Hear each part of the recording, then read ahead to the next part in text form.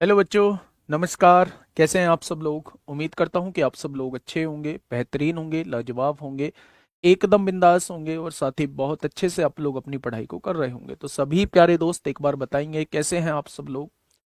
कैसे हैं आप सब लोग? कैसी चल रही है भाई आप लोगों की पढ़ाई? तो आप कहेंगे एकदम जबरदस्त चल रही है, एकदम बिंदास चल रही है और बहुत बेहतरीन तरीके से हम लोग आगे बढ़ रहे हैं। प्यारे दोस्त, अगर मैं बात करूं तो हम लोगों का जो टॉपिक चल रहा है वो प्रॉफिट एंड लॉस चल रहा है और प्रॉफिट एंड लॉस जो है वो ऑलमोस्ट समाप्ति की ओर है। अभी हम लोग जो है वो बेईमान दुकानदार के क्वेश्चंस को देख रहे थे। बेईमान दुकानदार का पहले मैं थोड़ा सा एक छोटा सा कॉन्सेप्ट, शायद हम लोगों का कल भी एक डाउट रह गया था और उसी वजह से वो हम लोगों का मतलब क्वेश्चंस नहीं हो पाया, आंसर हमारा नहीं आ पाया था। पहले हम उस चीज को क्लियर कर लेते हैं। मेरे प्यारे दोस्त, मान लो एक सामान है और मैंने उस सामान को 10% प्रॉफिट पर बेचा है। प्यारे दोस्त, पहले ध्यान से समझना मैं क्या समझाने की कोशिश आप लोगों को कर रहा हूं। मैंने उस सामान को 10% प्रॉफिट पर बेचने की बात की है। कोई ग्राहक आता है, मैं उससे ये कहता हूं कि मैं इस सामान को भाई साहब 10% लाभ पर बेचूंगा। यानी कि मेरे भाई, अगर मैं सीपी और एसपी का रेशियो अगर मैं आपसे पूछूं तो आपने उस ग्राहक से कह दिया है कि भाई साहब मैं इस सामान को 10 का खरीद के लाया था, 1 रुपए के फायदे से आपको मैं इसे 11 का बेचूंगा। आपको मैं इसे 11 का बेचूंगा। ठीक है मेरे भाई। मैंने 20% कम वजन का प्रयोग किया। 20% कम वजन का प्रयोग क्या मतलब क्या था? यानी देना तो मुझे 5 चाहिए था, जो देना चाहिए था वो हमेशा एसपी में लिखा जाए था, लिखा जाएगा, लेकिन दिया कितना है? एक कम दिया है। क्या मैंने 4 दिया है? हाँ या ना? ओवरऑल लाभ मुझे कितना हुआ यहां जो आएगा, ये ओवरऑल लाभ आपके सामने निकल के आएगा। इन दोनों की वजह से ओवरऑल प्रॉफिट कितने का हुआ अगर मैं आप लोगों से पूछूं तो आप लोग कहने वाले हैं ओवरऑल प्रॉफिट जो है वो 8 का सामान आपने 11 में बेचा है, यानी 3 रुपए का फायदा हुआ है। कितने रुपए पर? 8 रुपए पर। तो 100 पर कितना हो जाएगा? तो यहां से जब आप निकालेंगे तो 37.5% का फायदा आपके सामने आएगा। क्या ये चीज आपके समझ में आई? बहुत आराम से थोड़ा सा समझिएगा मैं क्या कहना चाह रहा हूं। मैंने आपसे क्वेश्चन में ही कह दिया कि मैं सामान को 10% के फायदे पर बेच रहा हूं। यानी अगर मैं ग्राहक को बता चुका हूं कि 10% का फायदे पे मैं आपको सामान दूंगा, तो मैं अपना सामान 10 का सामान 11 में बेचना चाहता हूं। ये बात क्लियर है। दूसरी तरफ मैं 20% वजन कम तोलता हूं, यानी 20% का मतलब 1/5 होता है। यानी मुझे देना तो 5 चाहिए था, लेकिन मैं एक वजन कम तोल के देता कितना हूं? 4 देता हूं। ठीक है मेरे भाई। ओवरऑल अगर इन दोनों की वजह से मैं आपसे प्रॉफिट पूछता हूं तो आप बताएंगे 5 दूनी 10, यानी 8 का सामान आप 11 में बेचेंगे। यानी कि मेरे भाई 8 की चीज 11 में बेच रहे हैं तो 3 का फायदा। कितने पर? 8 पर। तो 100 पर कितना? 7.5%, 37.5% इस क्वेश्चन का जवाब आ जाएगा। यानी यहां आपने ये सीखा, ये दिया हुआ बट्टा होता है, यानी जो ग्राहक को बताया बताया जाता है, ये ओवरऑल आपका प्रॉफिट होता है। ओवरऑल सब चीजों की वजह से जो ओवरऑल प्रॉफिट हुआ वो हमेशा नीचे, सबसे नीचे लिखा जाता है। बस वही चीज जो है हमने वहां थोड़ी सी गड़बड़ कर दी थी। मेरे प्यारे दोस्त, ये क्वेश्चन आपके सामने था। ये कल की क्लास का क्वेश्चन है मेरे प्यारे भाई। एक बार क्वेश्चन को पढ़िए और आज के बाद ऐसा क्वेश्चन कभी भी आप लोगों को दिक्कत का विषय नहीं बनेगा। देखिए थोड़ा सा ध्यान से। दालों का क्रय मूल्य बिक्री मूल्य से 12% कम है। दालों का क्रय मूल्य जो है वो बिक्री मूल्य से 12% कम है, यानी बिक्री मूल्य 100 है तो दालों का क्रय मूल्य 88 दिया हुआ है, ये क्वेश्चन ने कहा है। यानी 4 से काटेंगे 22 बार कटेगा और 4 से काटेंगे 25 बार कटेगा। कोई दिक्कत समस्या? तो आप कहेंगे कोई दिक्कत समस्या नहीं है। खराब तौल का मशीन का उपयोग कर दुकानदार 25% लाभ कमा पाता है। यानी कि मेरे भाई खराब तौल की वजह से, वो खराब तोलने की वजह से देना तो चाहिए था उसे ए, लेकिन वो देता कितना है अपनी तरफ से बी। मैंने मान लिया देना तो चाहिए था उसे ए, लेकिन वो अपनी तरफ से देता कितना है? बी। इस वजह से ओवरऑल उसे क्या होता है? 25% लाभ कमा पाता है। क्या ये ओवरऑल लाभ दिया हुआ है 25% लाभ कमा पाता है? 25% लाभ कमाने का मतलब है 4 के सामान को 1 के फायदे से 5 का बेचेगा। यही तो मतलब है। मतलब उसने कह दिया है मेरे भाई, खराब तौल की वजह से 25% लाभ कमा पाता है। ये ओवरऑल लाभ आप लोगों को दिया हुआ है। क्या ओवरऑल लाभ जो है वो हमेशा नीचे 4 की चीज वो 5 में बेचेगा? अब क्वेश्चन ने कहा है दोषपूर्ण मशीन का कितना प्रतिशत वास्तविक वजन की तुलना में अधिक वजन दिखाता है? मेरे प्यारे दोस्त, अगर आप इन दोनों की मल्टीप्लाई करके ये लाना चाहते हो और इन दोनों की मल्टीप्लाई करके ये लाना चाहते हो तो आप b की वैल्यू कितनी बताएंगे? मेरे प्यारे दोस्त, इस वैल्यू से इसको डिवाइड कर दीजिए। क्यों?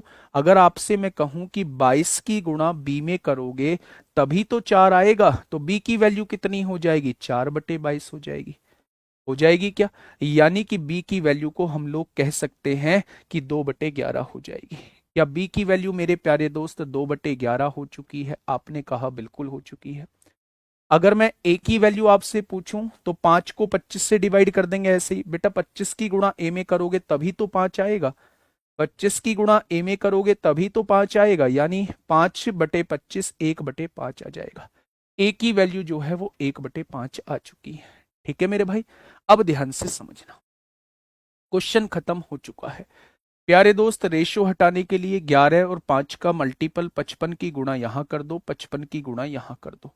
आप देखेंगे 11 पंजे 55 होगा, 5 से काटेंगे 11 बार कटेगा, यानी यहां जो है 10 वेट देता है। देना कितना चाहिए था? 11 वेट देना चाहिए था।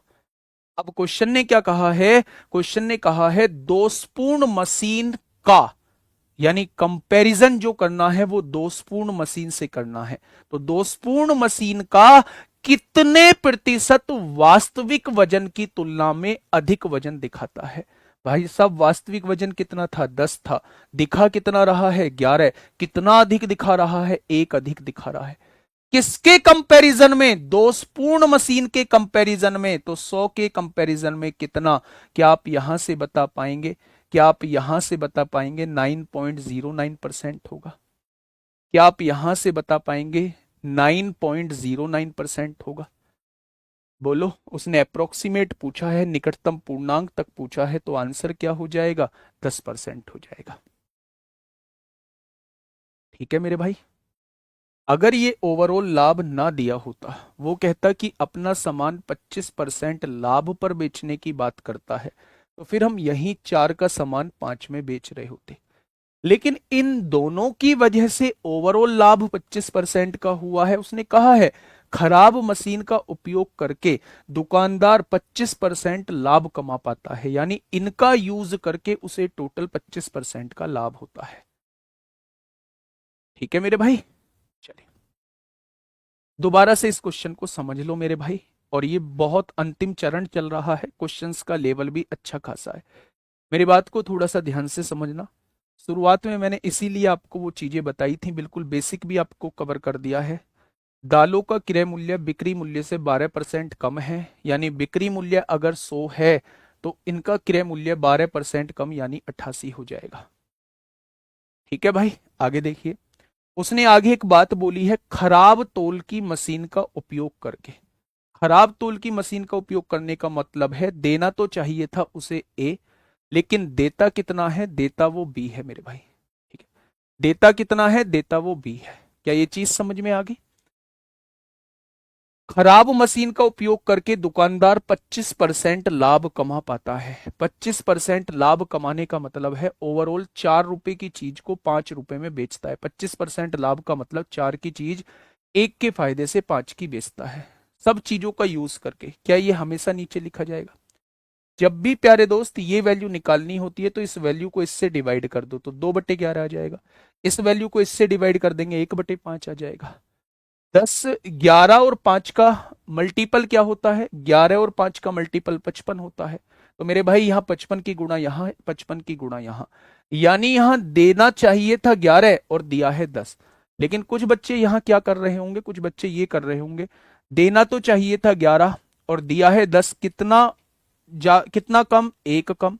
मेरे भाई ये कितना ज्यादा है, वास्तविक वजन से कितना ज्यादा है, 1। और किससे, 10 से, तो 100 से कितना, वो 10% आंसर ऐसे भी बता रहे होंगे, लेकिन ये गलत है। अगर इतना आ रहा होता तो वो इस लाइन को नहीं लिखता, निकटतम पूर्णांक तक पूर्णांकित करिए, ठीक है। हाँ, 9.09 का राउंड फिगर 9 होगा, 10 कैसे, बिल्कुल सही बात है, लेकिन 9 ऑप्शन में है क्या, 9 ऑप्शन में है क्या बच्चे, नहीं है ना 9 ऑप्शन में। 9.09 का राउंड फिगर 9 ही होता है, मैं बिल्कुल लगाता 9 अगर ऑप्शन में होता। सर सीपी 25 और एसपी 22 कर दीजिए, क्यों कर दूं भाई, क्यों कर दूं ऐसा, आंसर आ जाएगा, क्यों कर दूं, ऐसे तो आप ये भी कह सकते हैं सीपी 25 और इसे 22 कर दीजिए, ऐसे भी कर सकते हैं, आंसर थोड़ी ना लाना है। लेकिन जो करेक्ट एक्सप्लेनेशन है वो मैंने दिया है। आपने कहा जी 100 रुपए, अगर एसपी 100 रुपए में कोई सामान बेचता है 12% कम, तो 88 का बेचता होगा। मुझे नहीं पता खराब तोल की वजह से क्या क्या बेचा है, देना चाहिए तभी दिया है ए। फाइनल प्रॉफिट कितना हुआ है, 25% का लाभ हुआ, यानी 4 का सामान 5 में बेचा है, आया ना। हमेशा ये वैल्यू कैसे निकलती थी, इसकी गुणा इसमें करके, तो ए की वैल्यू क्या आ जाएगी, इससे भाग कर दो, 4/88, 5/100, 4 से काटेंगे 1/22, 5 से काटेंगे 1/20, 22 और 20 का एलसीएम कितना होता है, 220 हो जाएगा। 22 से काटेंगे 10 बार, 20 से 220 को काटेंगे मेरे भाई 11 बार, यानी देना कितना चाहिए था, 11, और दिया कितना है, 10। अब क्वेश्चन ने आपसे कहा है, क्वेश्चन ने क्या कहा है, दोषपूर्ण मशीन का, उसने कंपैरिजन यहां लिख दिया है कि नीचे जो लिखा जाएगा वो दोषपूर्ण मशीन वाला वेट लिखा जाएगा, कितना प्रतिशत वास्तविक वजन की तुलना में अधिक वजन दिखाता है, वास्तविक वजन की तुलना में अधिक वजन, वास्तविक वजन इतना है, अधिक वजन कितना दिखा रहा है, एक अधिक दिखा रहा है, किसके कंपैरिजन में, दोषपूर्ण मशीन के कंपैरिजन में, तो 100 में कितना, तो आंसर 101%, 9.09 आएगा। आप ऐसे भी कर सकते हैं, मतलब अगर आंसर डायरेक्टली 10% ही लाने वाली बात है तो आप कहेंगे एक ज्यादा दिखाता है, किससे ज्यादा दिखाता है, 10 से, तो 100 से कितना ज्यादा दिखाएगा, 10% आ जाएगा, 10% आ जाएगा, ठीक है मेरे भाई। हाँ, आगे बढ़िएगा, क्वेश्चन नंबर 100 की तरफ चलते हैं मेरे प्यारे दोस्त। क्वेश्चन नंबर 100 क्या कहता है बेटे, इसे चलाओ यार नरेश ठीक से। हाँ, कोई नहीं, ओवरऑल प्रॉफिट बोल रहा था, वो मैं पढ़ नहीं पाया, बताइए क्या कहना चाह रहा है मेरे भाई क्वेश्चन। क्वेश्चन ने कहा है बी ने एक थोक विक्रेता से 180 रुपए प्रति किलोग्राम की दर से 15 किलो सेब खरीदे, ध्यान से सुनना। बी ने एक थोक विक्रेता से 180 रुपए प्रति किलोग्राम की दर से 15 किलो सेब खरीदे, जो 1 किलोग्राम वजन के लिए 950 ग्राम के वजन का उपयोग करता है। ध्यान से सुनना मेरे भाई, 1 किलो की जगह 950 ग्राम का इस्तेमाल करता है, क्योंकि अभी बी खरीद रहा है थोक विक्रेता से, बी खरीद रहा है थोक विक्रेता से, तो क्या बी 1000 ग्राम, बी को यह लग रहा होगा कि मुझे 1000 ग्राम मिला है, लेकिन बी को फाइनली मिला कितने ग्राम होगा, तो आप कहेंगे 950 ग्राम। ध्यान से सुनिएगा, बी ने एक थोक विक्रेता से 180 रुपए प्रति किलोग्राम की दर से 15 किलो सेब खरीदे, जो 1 किलोग्राम वजन के लिए 950 ग्राम के वजन का उपयोग करता है। वो थोक विक्रेता जो है वो 1 किलो वजन के स्थान पर 950 ग्राम वजन का इस्तेमाल करता है। तो बी क्या सोच रहा है, बी सोच रहा है कि मैं 1000 ग्राम लेके आ रहा हूं, लेकिन वास्तव में बी के पास आया कितना वजन, आप कहेंगे 950 ग्राम वजन आया। ठीक है, आगे बढ़ते हैं। बी ने इन सभी सेबों को 180 रुपए प्रति किलोग्राम की दर से बेचा, खरीदा भी 180 रुपए किलो ही था और बेचा भी मेरे प्यारे दोस्त 180 रुपए किलो है, तो इसको काट दो, इससे कोई मतलब नहीं है, ठीक है। लेकिन 1 किलो वजन के 750 ग्राम का वजन का प्रयोग किया। बी ने क्या किया, खरीद के तो इस हिसाब से लेके आया था, लेकिन जब बेचने की बारी आई तो उसने 1000 ग्राम के स्थान पर 750 का वजन का इस्तेमाल किया। यानी कि ग्राहक को तो यह पता है कि मुझे 1000 ग्राम मिल रहा है, लेकिन बी के पास से वास्तव में 750 ग्राम वजन जा रहा है। क्या यही होगा? क्या यही होगा मेरे भाई? पहले तो ये देखो, बी को ये लगा है कि 1000 ग्राम वजन आ रहा है, लेकिन आया कितना है? 950 ग्राम। अब बी, ग्राहक को लग रहा है 1000 ग्राम वजन मिल रहा है, लेकिन बी के पास से कितना जा रहा है? 750 ग्राम जा रहा है। आगे क्या कह रहा है? इस लेन देन में बी द्वारा अर्जित लाभ बताइए, यानी वो ओवरऑल प्रॉफिट वो आपसे पूछना चाह रहा है। ओवरऑल प्रॉफिट वो आपसे पूछना चाह रहा है। तो मेरे भाई ओवरऑल प्रॉफिट पूछ रहा है, यानी नीचे वाली वैल्यू आपसे पूछना चाह रहा है। 1000 से 1000 कट जाएगा, एक जीरो से एक जीरो, 5 से काटा 15 बार, 5 से काटा 19 बार। 15 की चीज 19 में बेच रहा है, फायदा कितने का? 4 का। कितने पर? 15 पर। तो 100 पर कितना हो जाएगा? 100 पर कितना हो जाएगा मेरे भाई? तो आप क्या कहेंगे? 5 से काटिए 20 बार, 5 से काटिए 3 बार, और 80/3 का मतलब क्या होता है? 80/3 का मतलब होता है मेरे भाई 26.33। 3 दूनी 6, 2 बचेंगे, 3 6 18, 2 बचेंगे, 3 6 18 और 26.67%। Option number B. Option number B. ठीक है भाई। खरीदते खरीदते समय बी जो वजन लेके आया है वो 1000 की जगह 950 ग्राम लेके आया है। यानी बी को लग रहा होगा कि 1000 ग्राम वजन लेके जा रहा हूं, लेकिन वास्तव में वो वजन कितने का जाएगा? 950 ग्राम का जाएगा जब वो बी बेचेगा। अब जब अपने पास ले आया तो ग्राहक को लग रहा है 1000 ग्राम वजन दे लेके जा रहा हूं, लेकिन बी के पास से वास्तव में कितना जा रहा है? 750 ग्राम। तो जो बी के पास से आया या बी के पास से गया वो हमेशा सीपी में लिखा जाएगा मेरे प्यारे दोस्त। ठीक है, बात समझ में आई? एक्चुअल में मतलब मैं जो चीज समझाना चाह रहा हूं ना, वो चीज आप यहां समझना नहीं चाह रहे। इस पॉइंट पे मैं ये चीज समझाना चाह रहा हूं, अगर बी सामान लाया है बाहर से, बी को लाना चाहिए था 1000 ग्राम, बी लेके कितना आया है? 950 ग्राम। 950 ग्राम लाया है, यानी बी तो लुट के आ गया है वहां। यानी इसका मतलब यह है कि अगर मैं रेशो निकालूं तो मेरे भाई बी को 5 से काटेंगे 20 बार, 5 से काटेंगे 19 बार। यानी बी को लाना, बी देके कितने आ गया है? 20 रुपए देके आ गया है उस सामान के, लेकिन वो सामान बिकेगा कितने का? 19 का बिकेगा। इसका मतलब यही तो है। इसका मतलब यही तो है भाई। आप बात को समझिए। जब मैं आगे से कोई सामान खरीदने जाता हूं, मान लो मैं हूं बी। अब क्वेश्चन पे ध्यान मत दो, मैं इस क्वेश्चन को समझाने की कोशिश करता हूं, और वास्तव में अगर मैं इस क्वेश्चन को ढंग से समझा पाया तो आप लोगों को इसकी बेईमान दुकानदार का कॉन्सेप्ट ही क्लियर हो जाएगा। ध्यान से सुनिए। मैं बी हूं। सबसे पहले सबसे पहले मैं बी सामान खरीदने जाता हूं। मैं सामान खरीदने गया, उस दुकानदार ने गलत बाट का प्रयोग किया हुआ है। मैंने कहा भाई साहब 1 किलो चीनी दे दो, उसने उस 1 किलो चीनी की जगह मुझे 950 ग्राम चीनी दे दी। मुझे नहीं पता कि मेरे हिस्से में 950 ग्राम चीनी आई है। मैं उसे घर ले आता हूं। मैं उसके पैसे कितने दे के आया हूं? 1000 ग्राम के 1000 रुपए मान लिए मैंने। मैं उसके पैसे कितने दे के आया हूं? मुझे तो नहीं पता कि कितने की है।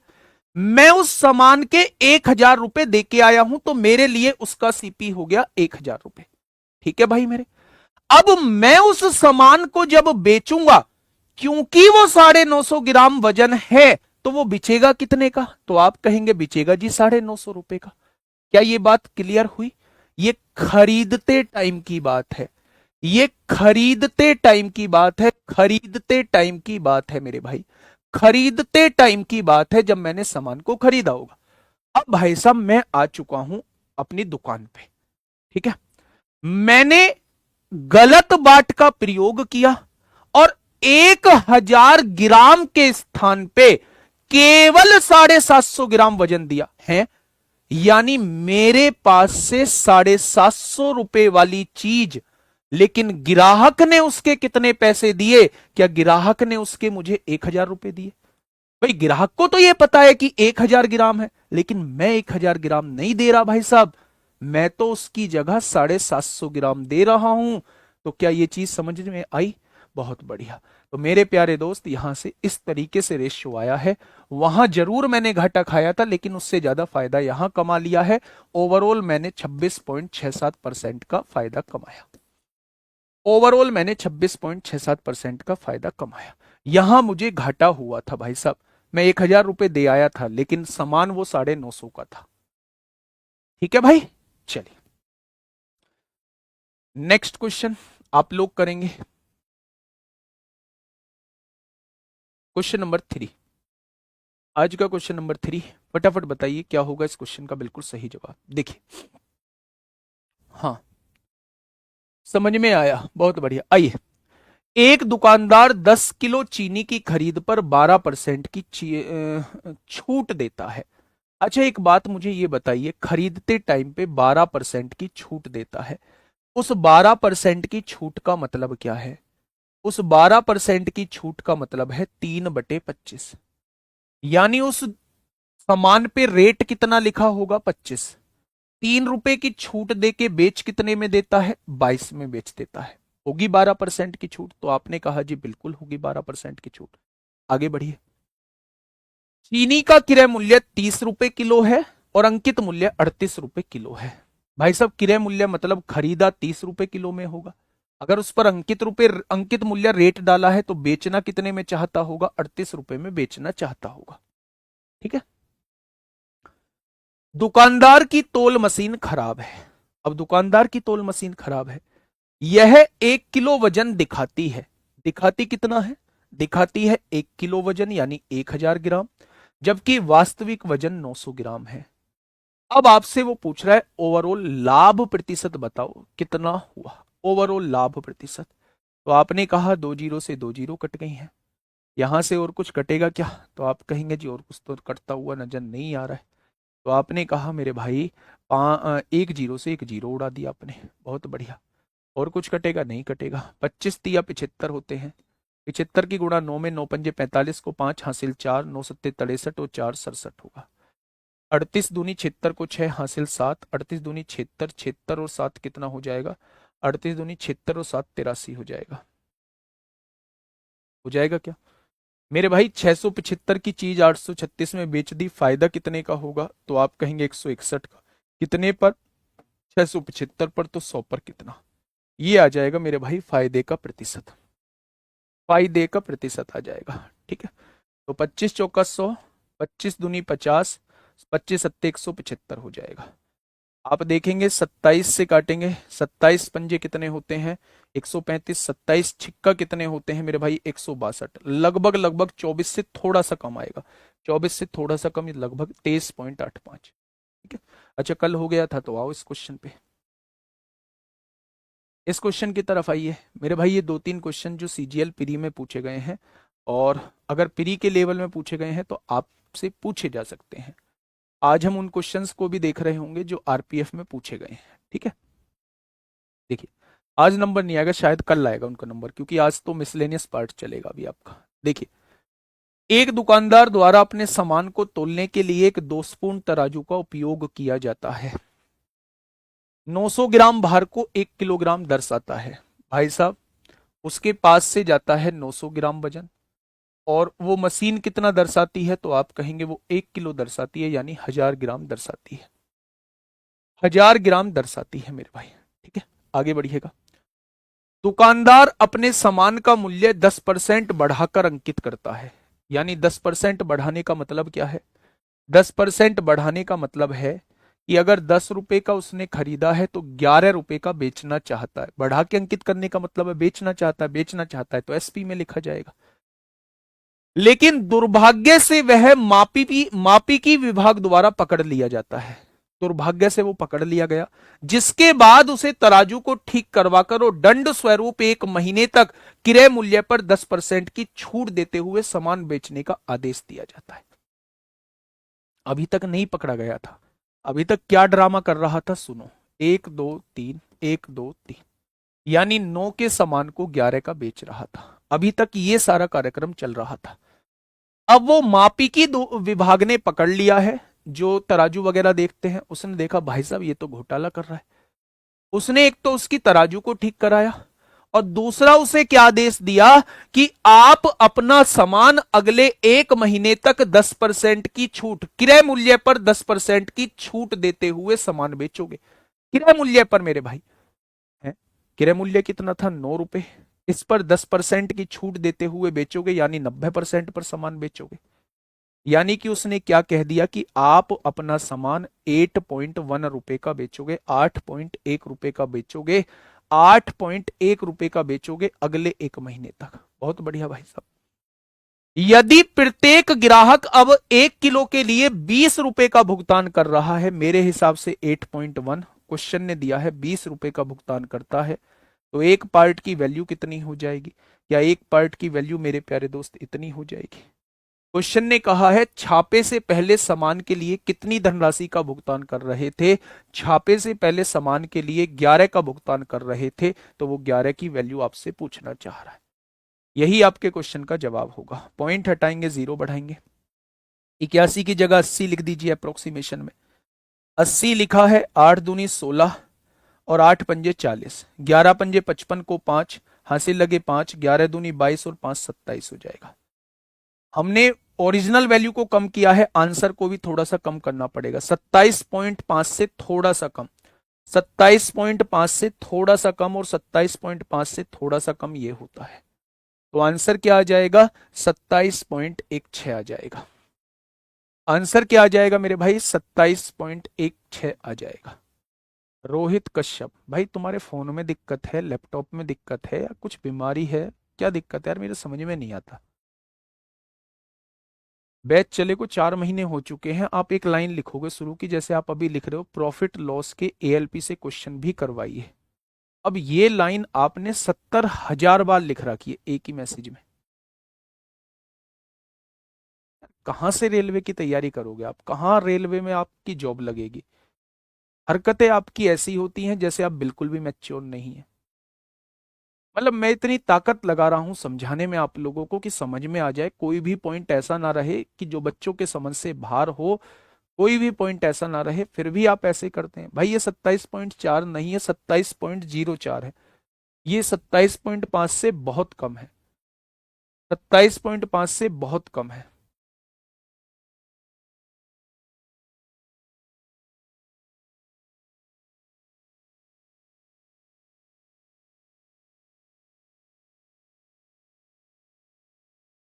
ठीक है, 27.4 नहीं है, 27.04 है, 27.50 से बहुत कम है, ये नजदीक बैठ रहा है। वो कुछ भी सकता है, अगर ऑप्शन बहुत नजदीक है तो हम गलत भी कर सकते हैं। हम अप्रोक्सीमेशन से फिर हमें देखना होगा, एग्जैक्ट गुणा भी करनी पड़ सकती है।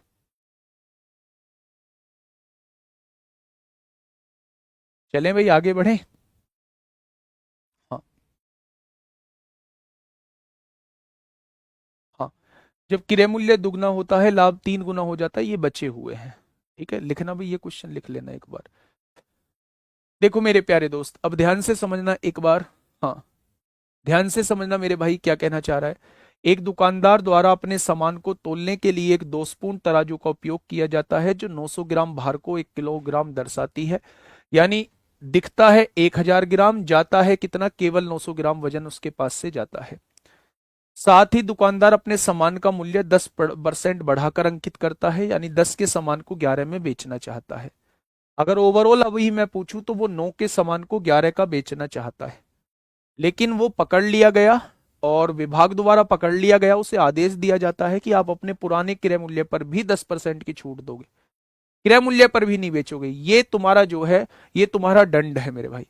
तो वो 9 रुपए के सामान को 90% पर बेचता है, यानी 8.1 रुपए में बेचता है। तो उसने कहा है 20 रुपए में बेचता है, तो एक बराबर इतना, तो पुराने रेट क्या होगा बेचने वाला, तो वो 11 पार्ट की वैल्यू पूछना चाह रहा है। ठीक है, अब मिसलेनियस क्वेश्चन की तरफ हम लोग चल रहे हैं मेरे प्यारे दोस्त। वो सारे क्वेश्चंस कवर हो जाएंगे मिसलेनियस में जिन्हें आप लोग पूछना चाहते हैं, या जो आप लोगों के दिमाग में आ रहे हैं। मैंने सबसे पहले उन क्वेश्चंस को उठाया जिनके टाइप मेरे प्यारे भाई बन सकते थे। जैसे अभी एक बच्चे ने बताया है, एक क्वेश्चन बताया है वो मेरा इनमें नहीं है, वो मैं कल उठा के लाऊंगा। ठीक है, अगर आपका कोई क्वेश्चन होता है तो वो आप मुझे पर्सनली टेलीग्राम पे या इंस्टाग्राम पे मुझे भेज सकते हैं, मैं उस टाइप के क्वेश्चंस उठा लूंगा। अगर कभी कभी आपको लगे कभी आपको लगे कि मैं रिप्लाई नहीं कर रहा हूं तो उसका मतलब ये नहीं है कि मैंने आपका मैसेज नहीं पढ़ा है। ठीक है, चलिए। हाँ देखिए भाई, अब हम चल रहे हैं मिसलेनियस की तरफ।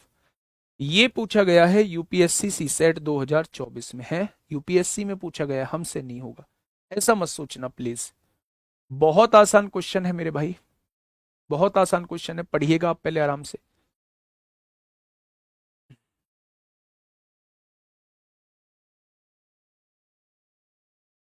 क्वेश्चन ने कहा है 4 संतरे 6 आम और 8 सेब की कुल लागत। 4 संतरे हैं यानी 4 ऑरेंज हैं, 6 आम है यानी कि 6 मैंगो हैं, और 8 सेब हैं यानी कि 8 एप्पल हैं। ठीक है, कुल लागत जो है इनकी, 1 संतरा यानी 1 ऑरेंज, 2 आम यानी कि 2 मैंगो, 2 मैंगो, और 5 सेब, 5 सेब यानी कि 5 एप्पल की कुल लागत के दुगने के बराबर है। इसके दुगने के बराबर दी हुई है इनकी कुल लागत, यही तो क्वेश्चन ने कहा है। क्वेश्चन ने कहा है 4 संतरे 6 आम और 8 सेब की कुल लागत जो है वो 1 संतरा 2 आम और 5 सेब की कुल लागत के दुगने के बराबर दी हुई है। तो यहां से जब आपने इसे सॉल्व किया तो आपने देखा 4 ऑरेंज हैं, 2 की गुणा 1 ऑरेंज, 2 ऑरेंज जाएंगे, 4 में से 2 ऑरेंज जाएंगे, 2 ऑरेंज बचेंगे। ये 6 मैंगो हैं, यहां 4 मैंगो हैं, 6 में से 4 जाएंगे, 2 मैंगो बचेंगे। ये 8 एप्पल हैं, यहां 10 एप्पल हैं, 10 एप्पल हैं, 10 में से 8 जाएंगे, 2 एप्पल बचेंगे। बचेंगे क्या? अगर मैं आप लोगों से कहूं हर जगह से 2 कॉमन ले दो, तो आप क्या कह सकते हैं कि 1 ऑरेंज 1 मैंगो का मूल्य जो है, कुल मूल्य 1 सेब के बराबर रहेगा। क्या यहां से ये निकल के आ चुका है? तो आपने कहा जी बिल्कुल आ चुका है।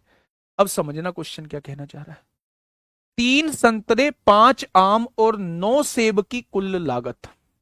मेरे दोस्त अब आप जो मन करे वो वैल्यू मान लीजिए। आपने 1 संतरा 2 रुपए का मान लिया, 1 आम 3 रुपए का मान लिया, दोनों मिला के 1 सेब कितने रुपए का हो गया? 5 रुपए का।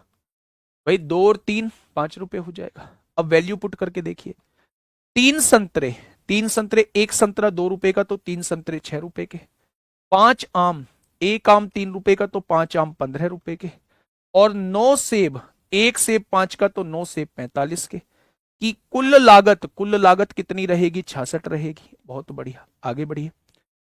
4 संतरे, 1 संतरे की कीमत 2 है, 4 संतरे की कीमत 8, 6 आम, 1 आम की कीमत 3 है तो 6 आम की कीमत 18, और 8 सेब, 1 सेब की कीमत 5 है तो 8 सेब की कीमत 40। 40 और 58, और 58 और 8 66 हो जाएगी। हाँ, क्या उसने कहा कुल लागत के बराबर है? बिल्कुल बराबर है, पहली बात बिल्कुल ठीक है, पहली बात बिल्कुल ठीक है मेरे भाई। ठीक है, दूसरी बात क्या कह रहा है? 1 संतरे और 1 आम की कुल कीमत, 1 संतरे और 1 आम की कुल कीमत 1 सेब की कीमत के बराबर है। बिल्कुल ठीक लिखी है दूसरी बात भी। तो इसमें क्या हो जाएगा? केवल 1 और 2 हो जाएगा, केवल 1 और 2 हो जाएगा मेरे भाई। ठीक है, बहुत बढ़िया, बहुत शानदार। तो ये मिसलेनियस क्वेश्चन शुरू हो चुके हैं, यहां आपको थोड़ा सा दिमाग लगाना पड़ेगा, और यहां हर टाइप का क्वेश्चन आप लोगों को मेरे प्यारे दोस्त देखने को मिल जाएगा। ठीक है, हाँ। सबसे पहले आगे बढ़ने से पहले 1 मिनट में आप लोगों से बात करना चाहूंगा। कर लो, 1 मिनट बात कर सकता हूं? एक बार थम्सअप करेंगे जी, हाँ कर लो 1 मिनट बात, 1 मिनट बात कर लो। हाँ, सबके कमेंट पर पढ़ पा रहा हूं मैं, अजेंद्र प्रताप सिंह का भी कमेंट पढ़ा है मेरे भाई। चलिए प्यारे दोस्त, हाँ, हॉर्स और काऊ वाला बचा है वो भी ले आऊंगा। देखिए मेरी बात को थोड़ा सा समझने की कोशिश करिए। मेरी बात ये है मेरे प्यारे दोस्त, बहुत मोमेंट पे आप लोगों को ये ऐसा लगेगा, बहुत मोमेंट पे आप लोगों को ऐसा लगेगा कि मेरी ये चीजें समझ में नहीं आई है। लेकिन मेरे प्यारे दोस्त, अगर आप दोबारा से फिर से कोशिश करोगे तो वो चीजें समझ में आ जाएंगी। मैथ में अगर 70% चीजें समझ में आ गई हैं और 30% में आपको दिक्कत हो रही है, तो 30% में भी समझने में कोई दिक्कत नहीं होगी अगर आप उस पर थोड़ा सा एफर्ट्स ज्यादा डाल देंगे। मेरा आप सभी लोगों से बस एक ही कहना है, जितने मेरे छोटे भाई बहन पढ़ रहे हैं, बस मेरा उनसे यही कहना है कि आप 70% चीजें कर पा रहे हैं। अगर आप 20 में से 14-15 क्वेश्चन कर पा रहे हैं और 5-6 क्वेश्चन आपसे नहीं भी होते हैं, तो मेरे भाई आप घबराइए मत, ये आपके लिए बहुत पॉजिटिव है। हमें लगता जरूर है, क्योंकि नेगेटिव चीजें, थोड़ी भी नेगेटिव चीजें होती हैं तो वो फैलती बहुत है। इसलिए अगर हमने ये नहीं देखा कि हमने 14-15 क्वेश्चन कर लिए हैं 20 में से, लेकिन हमने ये जरूर देखा कि हमसे 5-6 क्वेश्चन नहीं हुए हैं, और हम उसी वजह से परेशान हो रहे होते हैं कि मैथ में हमारा क्या होगा। मैं आपसे ये कहता हूं, मैं आपसे ये कहता हूं मेरे भाई, मैं आपसे ज्यादा बेचैन रहता हूं इन क्वेश्चंस में, मैं आपसे ज्यादा बेचैन रहता हूं मेरे भाई इन क्वेश्चंस में। आप बिल्कुल परेशान मत होइए, बस जो चीज मैं करा रहा हूं उनको करते जरूर रहिए, और सच मानिए बहुत अच्छा मैथ आप लोग करके जा रहे होंगे। आपने रेशो पढ़ा, बहुत अच्छे से समझ में आया, परसेंटेज पढ़ा, बहुत अच्छे से समझ में आया। मैं कहता हूं प्रॉफिट लॉस में अगर 65-70% चीजें समझ में आई हैं, तो वो 100% की जा सकती हैं, बस थोड़ी सी अपनी तरफ से मेहनत करके। आप बिल्कुल ये मत सोचिएगा, आप बिल्कुल ये मत सोचिएगा कि हम क्लास में ही सीख लिया और मेरे भाई अब हमें सीखने की आवश्यकता नहीं है। मेरे भाई ऐसा नहीं होगा। ठीक है मेरे दोस्त, ये बात समझ में आई क्या? आगे बढ़ जाए, चलिए। उम्मीद है आप मेरी इस बात को समझे होंगे।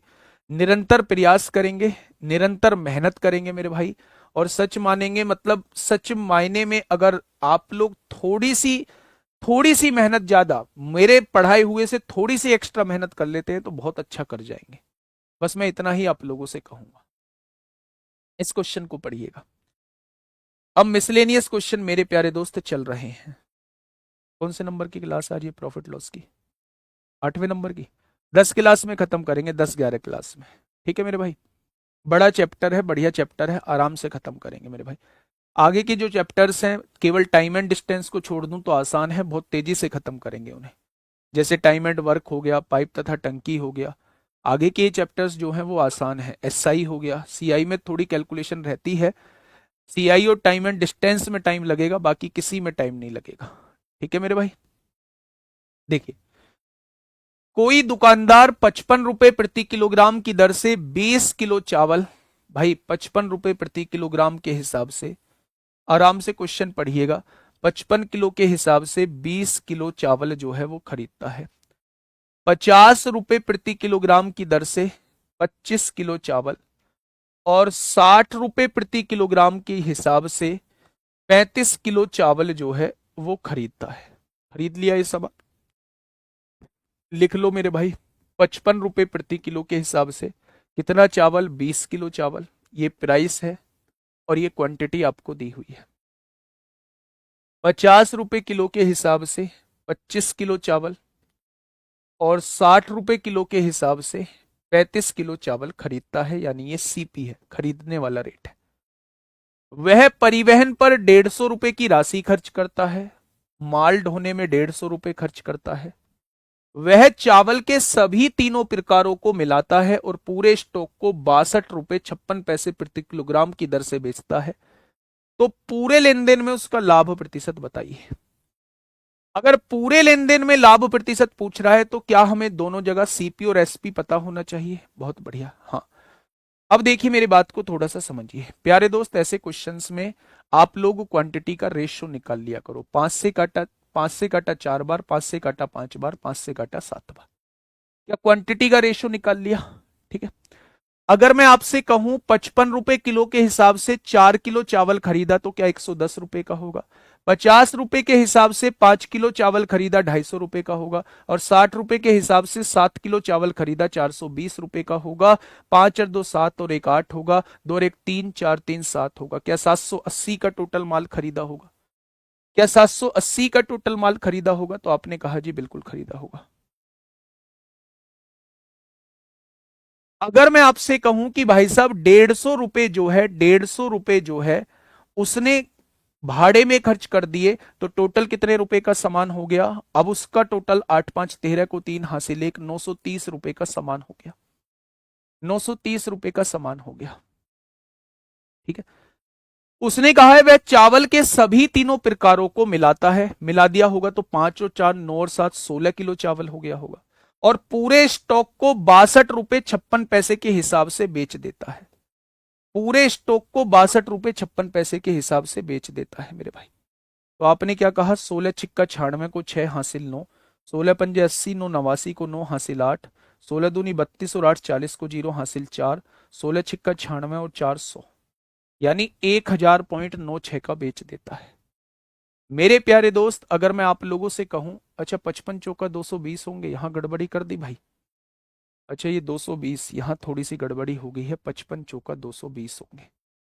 ये छोटी सी गड़बड़ी हम लोगों की हो गई है, 220 हो जाएंगे। तो अब यहाँ 5 और 2 7 और 2 9 4 2 6 890 आएगा। ये कितना हो जाएगा? 890। और 890 में जब हम 150 जोड़ेंगे, 150 जोड़ेंगे मेरे भाई, देखना कुछ गड़बड़ हुई है। पहले ही बता दिया होता मेरे प्यारे दोस्त। 55 रुपए के 4 किलो खरीदे हैं, 55 दूनी 110, 220 हो जाएंगे। 50 पंजे कितना हो जाएगा? 250 हो जाएगा। और 60 सत्ते कितना हो जाएगा? 420 हो जाएगा। और यहां से जब हम लोग देखेंगे, 5 और 2 7 और 2 9 होगा, 4 2 6 890, और 150 इसमें जोड़ेंगे, 9 और 5 14 को 4 हासिल 1, 8 और 1 9 और 1 10, 1040 का सामान खरीदेंगे। 1040 का सामान मेरे भाई खरीदेंगे। ठीक है। अब हमने क्या किया? वह चावल के सभी तीनों प्रकारों को मिलाता है और पूरे स्टॉक को 62 रुपए 56 पैसे के हिसाब से बेच देता है। एग्जैक्ट क्वांटिटी में क्या हम 150 रुपए जोड़ेंगे क्या? एग्जैक्ट क्वांटिटी में क्या हम 150 रुपए जोड़ सकते हैं भाई?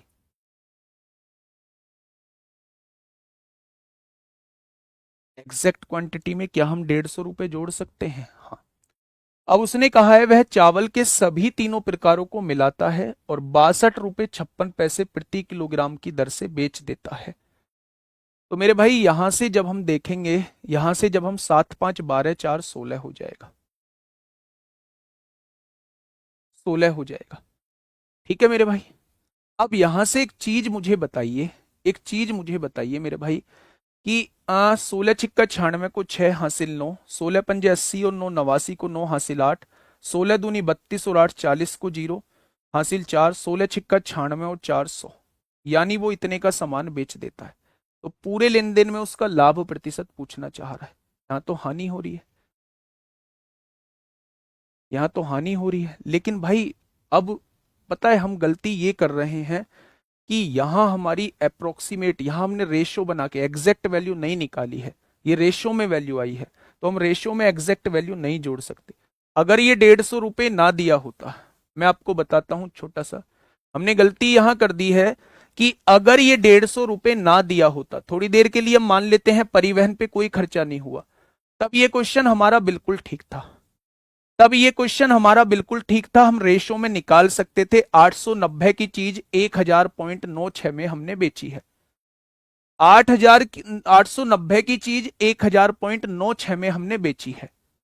लेकिन मेरे भाई क्योंकि हम यहां रेशो बना रहे हैं, रेशो बना रहे हैं, तो रेशो में हम एग्जैक्ट वैल्यू को नहीं जोड़ सकते, फिर हमें पूरी वैल्यू को लेना होगा। अब मैं आपको बता देता हूं, पहले तो इस 150 को काट के लिख लीजिए, ये 150 रुपए का खर्चा हुआ ही नहीं है। उस केस में आंसर क्या आएगा मुझे बताइए। 890 की चीज 1000.96 में बेच दी, तो आप कहेंगे 110.96 का फायदा हो जाएगा। कितने पर? 890 पर। तो 100 पर कितना होगा? यहां से फायदे का प्रतिशत निकाल देना, ये फायदे का प्रतिशत आपके सामने आ जाएगा।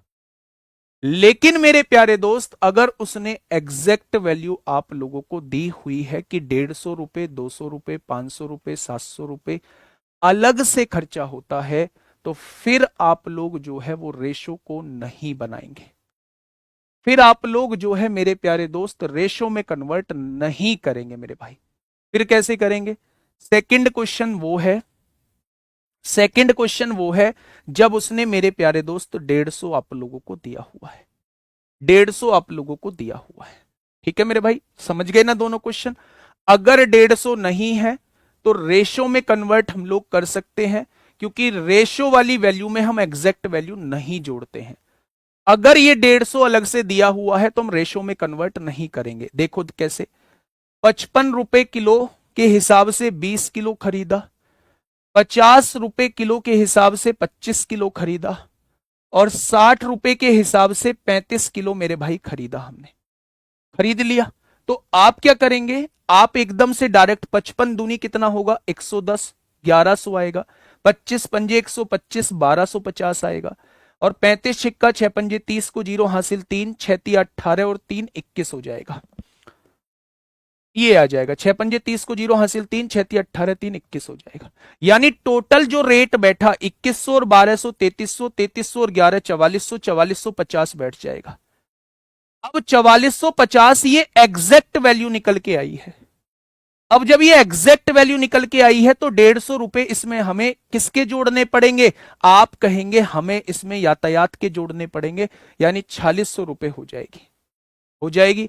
अब सारे चावलों को 62 रुपए 56 पैसे के हिसाब से बेच दिया है। कितने चावल हैं? 35 और 25 60 और 20 80 किलो चावल हैं। यानी कि मेरे भाई 8 छिंग 48 को 8 हासिल 4, 8 पंजे 40 और 4 44 को 4 हासिल 4, 8 दूनी 16 4 20 को 0 हासिल 2, 8 छिंग 48 और 2 50 हो जाएगा। हो जाएगा क्या मेरे भाई? अगर मैं यहां से देखूं तो 5004.8 का सामान बेच देंगे। अब मुझे बताइए फायदा कितने का है? आप कहेंगे जी 404.8 का फायदा है। कितने पर? 4600 पर। तो 100 पर कितना हो जाएगा? ये वो वाला क्वेश्चन है जब हम 150 रुपए जोड़ेंगे, और ये वो वाला क्वेश्चन है जब 150 रुपए हम लोग नहीं जोड़ेंगे। क्वेश्चन समझे? शांति बनाइए। दोनों में से कोई सा भी क्वेश्चन आपसे पेपर में पूछा जा सकता है। अगर वो आपसे क्वेश्चन में एग्जैक्ट वैल्यू एक भी नहीं देता है, क्वेश्चन कुछ इस तरीके से रहता है, कोई दुकानदार 55 रुपए प्रति किलो की दर से 20 किलो चावल, 50 रुपए प्रति किलो की दर से 25 किलो चावल, और 60 रुपए प्रति किलो की दर से 35 किलो चावल खरीदता है। ये वाली लाइन नहीं दी होती, वह चावल के सभी तीनों प्रकारों को मिलाता है और पूरे स्टॉक को इतने रुपए किलो के हिसाब से बेचता है, तो पूरे लेन देन में उसका लाभ प्रतिशत क्या होगा? क्योंकि इसमें कहीं भी एग्जैक्ट वैल्यू नहीं दी हुई है, तो मेरे प्यारे दोस्त फिर आप क्वांटिटी का रेशो बना सकते हैं। क्वांटिटी का रेशो बना लिया, 55 चौक 220, 50 पंजे 250, 60 सत्ते 420, टोटल माल 890 का। 62.56 के हिसाब से खरीदा, 16 किलो चावल है, 7 5 12 4 16, तो इतने का बेच दिया होगा। फायदा कितने का? इतने का। कितने पर? 890 पर। 100 पर कितना? ये तब लगेगा जब मेरे प्यारे दोस्त ये आपको नहीं दिया होगा। लेकिन आपको अगर एग्जैक्ट वैल्यू दी हुई है जैसा इस क्वेश्चन में दिया हुआ है, तो फिर आप रेशो नहीं बना सकते। फिर आप रेशो नहीं बना सकते। 55 दूनी 110, 1100 आ गया। 50 25 की गुणा करी 1250 आ गया।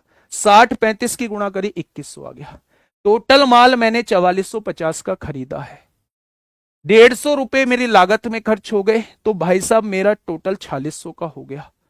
और 4600 रुपए की चीज मैंने 5004.8 में बेच दी, तो मेरे भाई फायदा कितने का हो गया? यहां से निकाल लेना।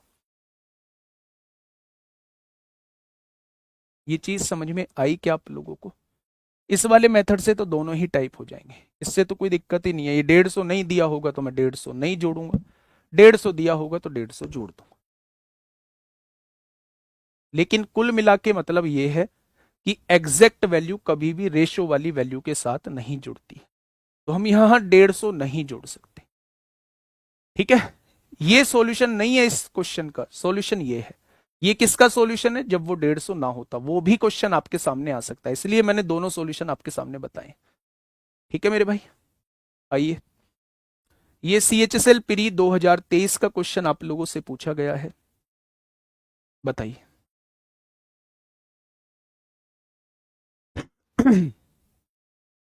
बताइए। 8.8 आ जाएगा।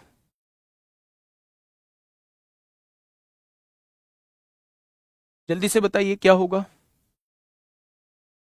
बेटा ऊपर वाला गलत तब है जब ये 150 रहेगा, मैंने बताया तो। ये लो, कब सही है, जब ये 150 नहीं दिया होगा। ठीक है, आइए।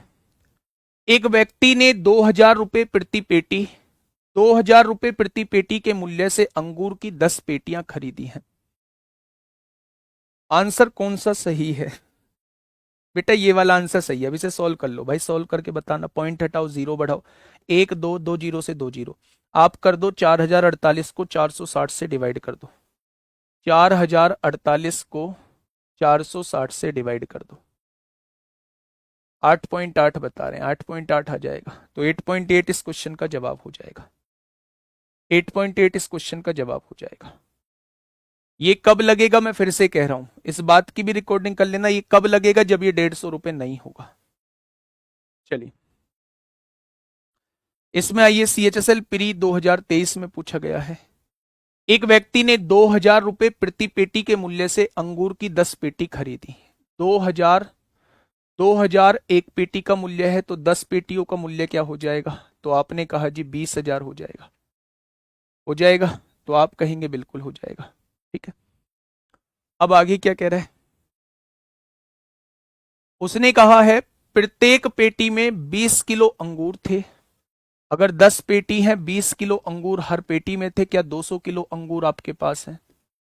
बहुत बढ़िया, 200 किलो अंगूर आपके पास है। आगे बढ़े। उसने प्रत्येक पेटी को 2,500 रुपए प्रति पेटी की दर से बेच दिया। 2,500 रुपए प्रति पेटी की दर से बेच दिया है, लेकिन कुल मिलाकर 10 किलो अंगूर खराब हो गए हैं। 10 किलो अंगूर जो है वो खराब हो गए हैं। क्या 200 किलो अंगूर टोटल थे? 10 किलो खराब हो गए, तो क्या 190 किलो बचे?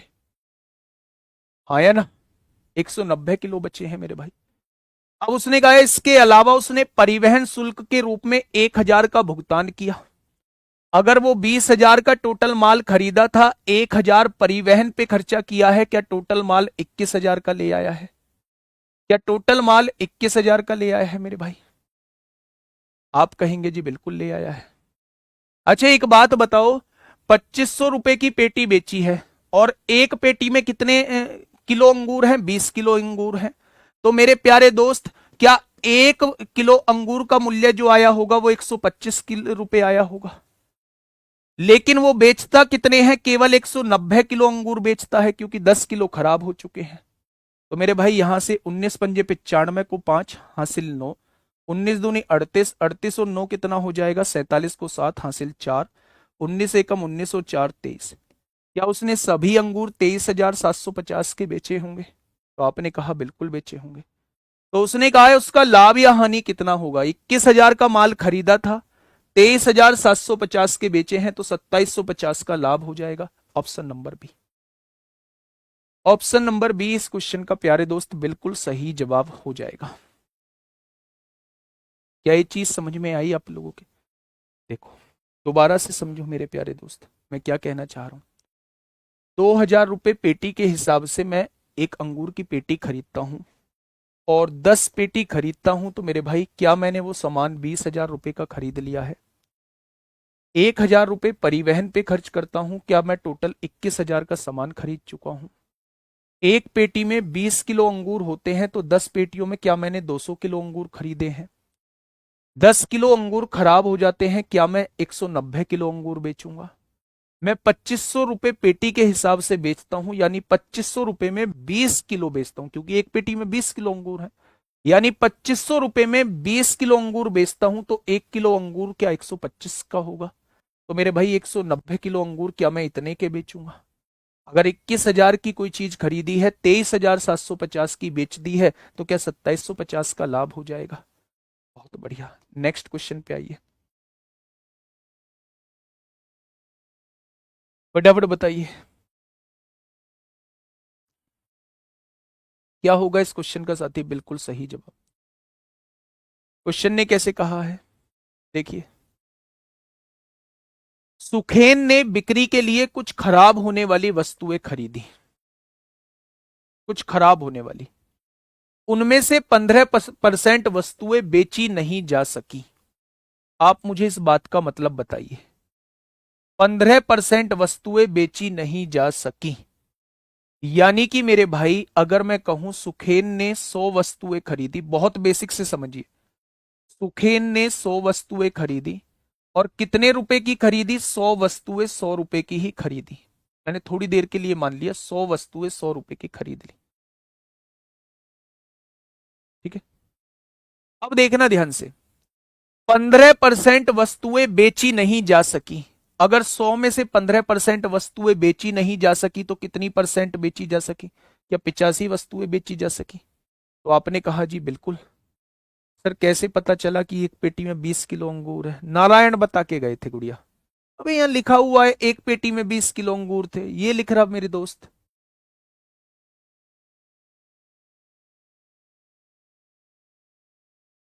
अगर 15% वस्तुएं बेची नहीं जा सकी हैं तो क्या 85 वस्तुएं बेची गई हैं? हालांकि सुखेन की वस्तुओं को उस मूल्य पर बेचने में सफल रहा जिससे उसे 19% का कुल लाभ अर्जित करने में मदद मिली। यानी जो बची कुची वस्तुएं थी उसे वो उन मूल्य पर बेचने में सफल रहा कि ओवरऑल उसे 19% का लाभ मिले। ओवरऑल मतलब 100 रुपए की चीज पर 19 रुपए का लाभ मिले ओवरऑल, तो क्या वो उन सभी वस्तुओं को 119 रुपए में बेचने में सफल रहा? अब क्वेश्चन ने यह कहा है कि सुखेन ने खराब न होने वाली प्रत्येक वस्तु के क्रय मूल्य से कितने प्रतिशत अधिक पर बेचा? आप मुझे बताइए 85 रुपए के सामान को 119 में अगर कोई व्यक्ति बेच रहा है तो कितने रुपए ज्यादा की बेच रहा है? तो आप कहेंगे क्या 34 रुपए ज्यादा की बेच रहा है। किससे ज्यादा की बेच रहा है? तो आप कहेंगे 85 से ज्यादा की बेच रहा है। तो 100 से कितना हो जाएगा? तो आप कहने वाले हैं 17 दूनी 34, 17 पंजे 85, 5 से काटेंगे, क्या 40% ज्यादा पे बेच रहा है? जो ठीक वस्तु है ना वो क्रय मूल्य से 40% ज्यादा पर बेची जा रही है। जो ठीक वस्तु है ना वो, हाँ मतलब 15% वस्तु सुखेन की सूख गई, हाँ सूख गई वो खराब हो गई। 100 में से केवल 85 बेच रहा है और 85 भी उस रेट पर बेच रहा है कि ओवरऑल पर 19% का फायदा हो, यानी 100 की चीज 119 में बेचे। तो इसका मतलब 85 की चीज 119 में बेच रहा है, फायदा कितने का? 34 का। किस पर? 85 पर। तो 100 पर कितना? ठीक वस्तु पर 40% लाभ हुआ होगा। नेक्स्ट क्वेश्चन पढ़िएगा मेरे प्यारे भाई। नेक्स्ट क्वेश्चन पढ़िएगा मेरे प्यारे दोस्त। क्या होगा इस क्वेश्चन का बिल्कुल सही जवाब? देखिए, 80 छात्र और 10 संसाधन व्यक्तियों वाली कार्यशाला में 80 छात्र हैं, 80 स्टूडेंट हैं और 10 जो है वो क्या दिए हुए हैं? रिसोर्स पर्सन दिए हुए हैं। रिसोर्स पर्सन दिए हुए हैं। 80 स्टूडेंट है और 10 रिसोर्स पर्सन है। आगे बढ़िएगा। अंत में मिठाई वितरित की गई। प्रत्येक छात्र को मिठाई वितरित करने के लिए खर्च की गई राशि छात्रों की कुल संख्या का 30% थी। छात्रों की कुल संख्या कितनी है? 80। इसका 30% खर्चा किया गया, यानी एक छात्र पर होने वाला खर्चा 24 रुपए है। 24 रुपए एक छात्र पर होने वाला खर्चा है। आगे बढ़िए। प्रत्येक संसाधन व्यक्ति के लिए खर्च की गई राशि कुल छात्रों की संख्या का 40% थी। कुल छात्रों की संख्या का 40% थी। अब छात्रों की संख्या का कह रहा है मेरे भाई 40% of the total number of student. Student तो 40% of the total number of student. Student कितने? 80। इसका 40%, यानी कि भाई साहब यहां खर्चा होता है एक आदमी पे 32 रुपए का। अब क्या कह रहा है मेरे भाई? देखिए आगे कह रहा है कार्यशाला में मिठाई वितरण के लिए खर्च की गई कुल राशि बताइए। ठीक है मेरे दोस्त, एक बच्चे पर 24 रुपए खर्चा, तो 80 बच्चों पे 8 चौक 32 को 2 हासिल 3, 8 दूनी 16 और 3 19, 1920 रुपए खर्चा हुआ होगा। एक रिसोर्स पर्सन पे 32 रुपए खर्चा, तो 10 रिसोर्स पर्सन पे 320 रुपए खर्चा हुआ होगा। यानी आप क्या कह सकते हैं, क्या टोटल 2240 रुपए खर्चा हुआ होगा, या टोटल 2240 रुपए खर्चा हुआ होगा। तो मेरे भाई क्वेश्चन का जवाब क्या आएगा, 2240 रुपए पर टोटल खर्चा हुआ होगा। ठीक है मेरे भाई, टोटल खर्चा 2240 रुपए हुआ होगा। मेरी बात समझ में आ गई। जो छात्र है ना, प्रत्येक छात्र को जो मिठाई वितरित की जाती है उसमें जो खर्चा आता है वो टोटल स्टूडेंट का 30% आता है। टोटल स्टूडेंट 80 है, उसका 30% निकाला तो 24 रुपए एक पर आता है, तो 80 पर इतना आएगा। रिसोर्स पर्सन पे जो खर्चा आता है वो टोटल स्टूडेंट का 40% आता है, तो 40% निकाला तो 32 रुपए खर्चा आता है। तो एक पर 32 तो 10 पर 320, टोटल खर्चा आपसे पूछा जा रहा है 2240 हो जाएगा। नेक्स्ट क्वेश्चन, नेक्स्ट क्वेश्चन पढ़िएगा एक बार, क्वेश्चन नंबर 108। क्वेश्चन नंबर 108, ध्यान से समझिए मेरे प्यारे दोस्त। देखिए, एक व्यक्ति ने 12 लाख रुपए में एक कार खरीदी। कितने लाख रुपए में एक कार खरीदी है, 12 लाख रुपए में। बहुत बढ़िया। कोई सी भी मान लो पंच वगैरह या कोई सी भी वेन्यू वगैरह, या ब्रेजा का लोएस्ट मॉडल मान लो, है ना, बेस मॉडल। इसकी 80% लागत का बीमा करवाया, 80% लागत का बीमा करवाया। यानी बीमा कितने का हुआ है, 9,60,000 का केवल बीमा हुआ है। 12 लाख में से 9,60,000 का केवल बीमा हुआ है। ठीक है मेरे भाई। उसने कहा है उसने कार को 15% की हानि उठाकर बेच दिया। 12 लाख की कार थी, 15% हानि उठाकर बेच दिया। यानी कि मेरे भाई 85% पर सामान को बेच दिया। यानी कार की कीमत 12 पंजे 60 को जीरो हासिल 6, 12 अट्ठे 96 और 6 102 हो जाएगी। और यहां 10,20,000 की उसने बेच दिया है, 10,20,000 की उसने बेच दिया है। ठीक है मेरे भाई। अब उसने कहा है लेकिन उसके साथ दुर्घटना हो जाने के कारण वह खरीदार को कार नहीं दे पाया, खरीदार को कार नहीं दे पाया मेरे भाई। दुर्घटना के कारण कार को बहुत नुकसान हुआ और बीमा कंपनी ने बीमित राशि के 90% का भुगतान कर दिया। 9,60,000 का बीमा हुआ है, इसका 90% जो है वो कार वाली कंपनी ने दे दिया। यानी कि मेरे प्यारे दोस्त 900 900 900 9 छिक्का 54 को 4 हासिल 5, 9 नाम 81, 81 और 5 86, यही होगा भाई। 3 जीरो आ गई, 9 छिक्का 54 को 4 हासिल 5, 9 नाम 81 और 5 86 हो गया। यानी उस बीमा कंपनी ने 8,64,000 रुपए उसे दे दिए। कितने दे दिए, 8,64,000 रुपए जो है उसे मेरे प्यारे दोस्त दे दिए हैं। क्या ये बात में कोई दिक्कत है? तो आपने कहा जी इस बात में कोई दिक्कत नहीं है मेरे प्यारे दोस्त। अब क्वेश्चन ने क्या कहा है, इन दोनों लेन देनों में शुद्ध अंतर की गणना करें। शुद्ध अंतर, भाई साहब अंतर कितना आया, 85 कहां से आया बेटा, 15% नुकसान पे बेच के उससे पैसे ले लिए थे, उसके पैसे आ चुके हैं 10,20,000, 10,20,000 उसके पास आ चुके हैं। बोलो कितने का आया होगा भाई, थोड़ा सा सोच के बताना।